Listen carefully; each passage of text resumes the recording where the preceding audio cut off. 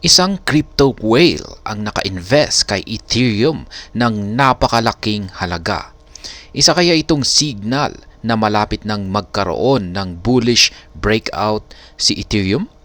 Sa mga bago po dito, crypto whale po ang tawag sa mga bigating investors. Dahil sa sobrang laki ng kanilang investment ay nakakaapekto po ito sa market price ng isang crypto kung saan ito nag-invest.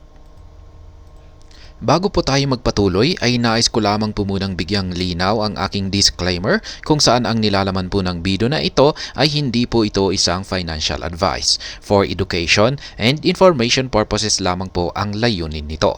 Nais ko na rin pong magbigay babala na wala pong kahit anumang group chat ang Pinoy Crypto Trader. Nitong nakalipas lamang na November 4 ay meron pong isang whale na nag-deposit ng 31.80 million USDT na stablecoin kay Binance.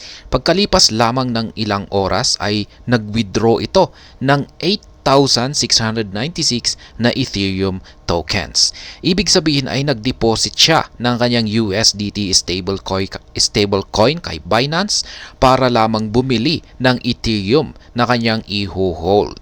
Ang kanyang 8,696 ETH ay nagkakahalaga po ito ng $15.91 million.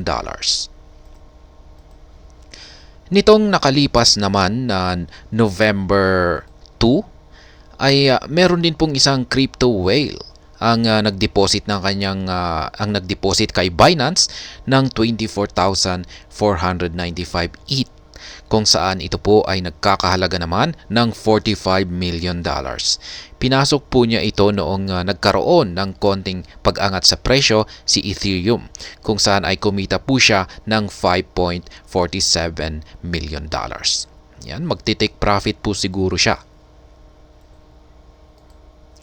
Ayon po kay Ali Martinez, isa po siyang kilalang crypto expert, ay meron daw pong isang matibay na resistance sa presyong $1,960.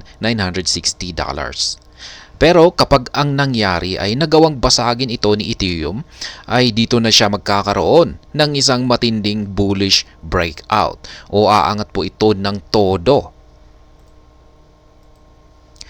Ang pagdagsa ng mga crypto whale para bumili ng maraming amount ng Ethereum tokens ay tumutugma daw po ito sa ipinapakitang price action ni Ethereum kung saan ay sinusubukan po niyang basagin ang binanggit ni Ali Martinez na resistance zone. At hanggang dito na lamang po tayo sa video na ito mga ka-crypto. Sana po ay inyong nagustuhan ang aking paliwanag dito. Kung inyo po itong nagustuhan, pakiclick lamang po ang like button nito. Para naman po sa mga bago lamang dito, kayo po ay aking inaanyayahan para mag-subscribe. Pakiclick na rin po ang bell icon nito dahil ito po ang siyang magsisilbing notification nito sa mga bago kong videos na akin pong ina-upload sa aking YouTube channel na ito. Marami pong salamat sa panonood, ingat po tayo lagi at God bless po sa ating lahat.